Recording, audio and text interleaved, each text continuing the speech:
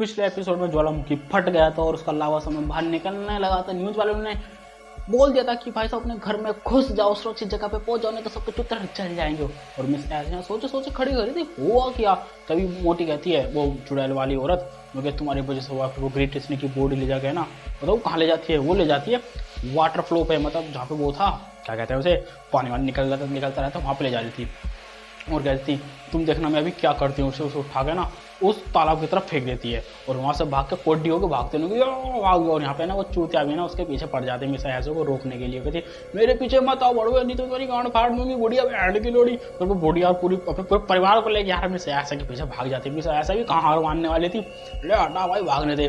फिर है ना वो ग्रेट स्नेक की बॉडी को फिर से दोबारा पकड़ती और फिर लेकर भाग रही थी। भाई पूरे गाँव में तो भाई ग्रेट स्नेक की बॉडी लेके भाग रही थी ऐसे, और उसके पीछे भाग रहे थे उसका वो पूरा खानदान। फिर ना जहाँ से पानी निकल रहा ना फ्लावर्स, फिर उसके ऊपर वो मार देती है। फिर कहती चलो देखो अब देखो क्या होता है, और भाग गया ना उसके ग्रेट स्नेक के दूसरे हिस्से पर जाने लगते हैं, क्योंकि वो फ्लोवर है, मतलब पानी का फ्लो है ना जाएगा। और जो लावा निकल रहे ना, मिस ऐसी ये सोची जो लावा निकल रहे ना, उस ग्रेट स्नेक को मुंह पकड़ के ना जो फ्लावर है, मतलब जो ग्रेट स्नेक के अंदर चिपचिपा पड़ जाते वो निकलेगा, तो सारा का सारा मैं लावा रोक दूंगी, जिससे है ना गाँव तबाह नहीं होगा। और भाई उसका मिस ऐसा का ये प्लान सच में काम कर जाता है, और भाई वो ज्वालामुखी का लावा रोकने में कामयाब हो जाती है। देखिए तो मिस ऐसे बहुत हो जाती है, पर वो बुढ़िया वाली बेचारी की मिस ऐसे के पीछे पहुंचते थे लात मारती है। अब भाई लात लगते भाई मिस ऐसे गिरती है जाके दो नो, ये बुढ़िया बिना पिटे मानेगी नहीं, इसे पीटना ही पड़ेगा लग रहा। फिर कहती है बुढ़िया मैं तुम्हें ग्रेट स्नेक की बॉडी के साथ ये सारी अश्लील हरकतें नहीं करने दूंगी। इतना कहने का तो उसका पूरा परिवार आता है बुढ़िया का, और मिस अयासा को पीटने के लिए वहाँ पे जाने लगते हैं। मिस अयासा ने समझाने की कोशिश करती है पर वो नहीं। तभी भाई एंट्री होती है टांजीरो की, क्योंकि ये टांजीरो नाम है, डीमन सेल वाला नहीं है, ये डन रहा है।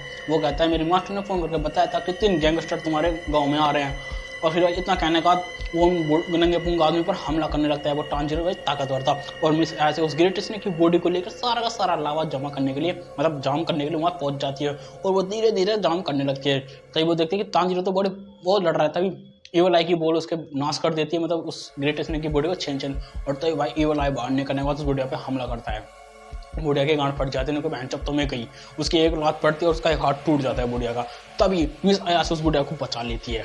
बचाने के बाद फिर से भाई ईवल आई उस पर हमला करता है, पर टांजीरो से एक किक मारकर दूर कर देता है। पर जैसे ही ईवल आई उस पर हमला करता है, टांजीरो जमीन पर धंस जाता है और मिस ऐसे उसे भाई खींच लेती है।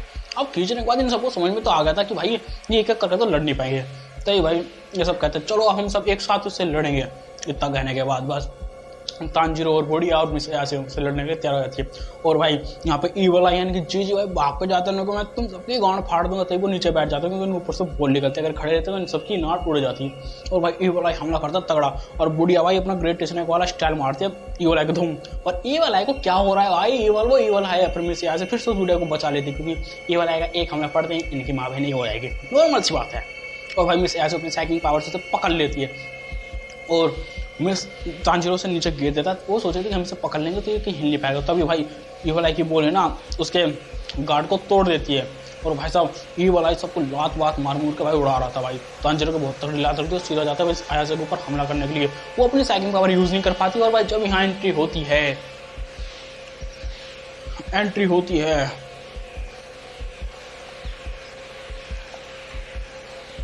एंट्री होती है मेंटेस की। मेंटेस आता है भाई ईवल आई पे, भाई वोजन जड़ा जाता है। ईवल आई कहता है ये क्या हो गया, मेरे चुप तो फटने को तैयार हो गया। तभी वो कहते हैं क्या तुम ठीक हो मिस अयासा, मतलब मेंटेस पूछता है। मिस ऐसे कहती है अरे मेंटेस तुम यहाँ क्या कर रहे हो। तो वो ऊपर उठ के देखती कि मतलब ये कहिए तुमने पूरी स्पेसशिप के साथ आ गया है। और यहाँ पे हमारी एंट्री होती है भाई ग्रेट माँ यानी कि दादी जी। मुझे दादी जी बड़ी सेक्सी लगती है भाई, कुछ भी कहो। भाई लिफ्ट इतनी स्लो होती है, मतलब बहुत धीरे धीरे दादी माँ नीचे आ रही थी। तभी दादी माँ कहती है मेंटेस तुम अगली बार इसमें एलिवेटर लगवा देना। भाई ईवल आई सोचा था ये क्या ड्रामा चल रहा है भाई, कितना समय लगेगा इसे नीचे उतरने के लिए।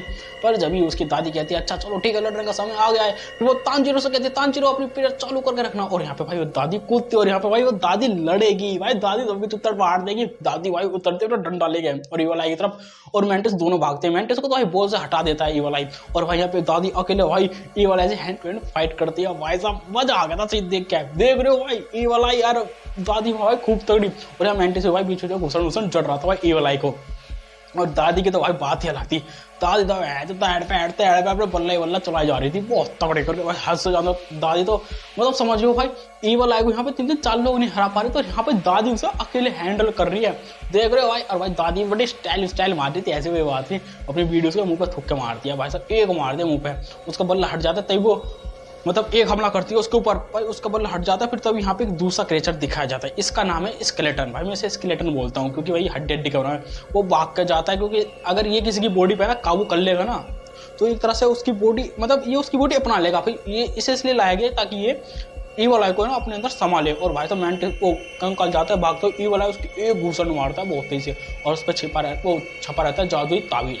और भाई ये वाला समझ जाता है, यहाँ पर तांजीरो भाई प्रेयर करने लगता है, और वो जो स्केलेटन टूटा था वो स्केलेटन है ना, ये वाला की पूरी बॉडी को अपने काबू में कर लेता है। मतलब एक तरह से अब ईवल आई यानी कि जीजी अब इनके काबू में है। दादी माँ कहती है चलो अब घर चलते हैं, हमारा काम हो गया है।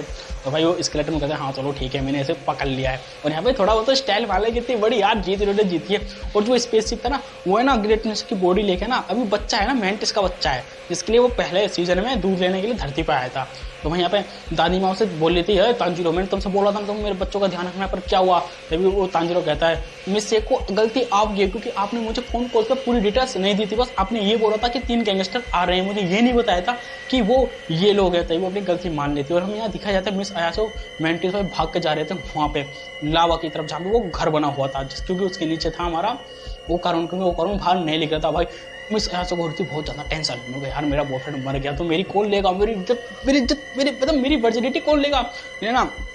वो बॉक्सिंग वाला है ना, मतलब मैंटिन है ना, ऊपर जाके ना उसके ऊपर जो मलबा गिरा था वो सारा का सारा हटा देता, और वो फिर नीचे झुक के देखते हैं ये क्या, जहाँ पे ओ कारून था वहाँ तो सारा का सारा ज्वालामुखी के लावा से पूरी जगह भर गई है।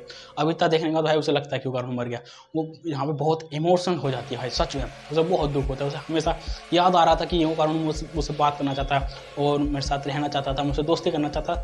तब वो कहती है मैं इसके अंदर जाके वो उनको बचाऊंगा क्योंकि वो मेरा इंतजार कर रहा है, वो फराने कर रहा है, ऐसे कहते कहते ना फिर वहाँ से कुछ लक्कड़ वक्कड़ ढूंढ ढांड के ना उसके अंदर जाने की कोशिश करती है। मेंटिस उसे समझाने की कोशिश करता है कि नहीं मिस ऐसे अगर आप यहाँ गई तो आप इसके अंदर मारे जाएंगे, वो उसे रोकने की कोशिश करता है।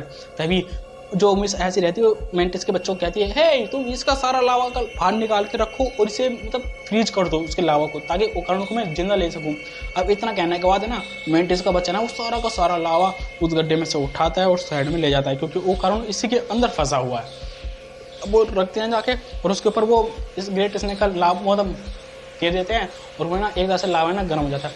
मिस ऐसे भाग के जाते हैं उसे फाड़ देती है, भाई इतना गर्म था बहुत ज़्यादा, उसके हाथ जलने लगते हैं मिस ऐसे के, पर फिर भी नहीं रुकती, और वो है ना उस लावे को बीच में से फाड़ के देखती है कि ओ कारून और मिस डरबोग्रेनी भाई आराम से जिंदा है, मतलब उन्हें कोई डैमेज नहीं हुआ। फिर वो बताता है जब हम पे हमला हुआ था तब है ना जो ग्रेट स्नेक का लावा था ना चिपचिपा पदार्थ हुआ है ना हमारे सबकी तरफ फैल गया था, वो हमें एक तरह से कवर कर रहा था ज्वालामुखी के लावा से। और यहाँ पे ना भाई दादी माँ है ना डरबोग्रेनी वहाँ से उठ के भाग जाते हैं, उनको भाई से तो घिनते आई नहीं थी, कहाँ फंस गई।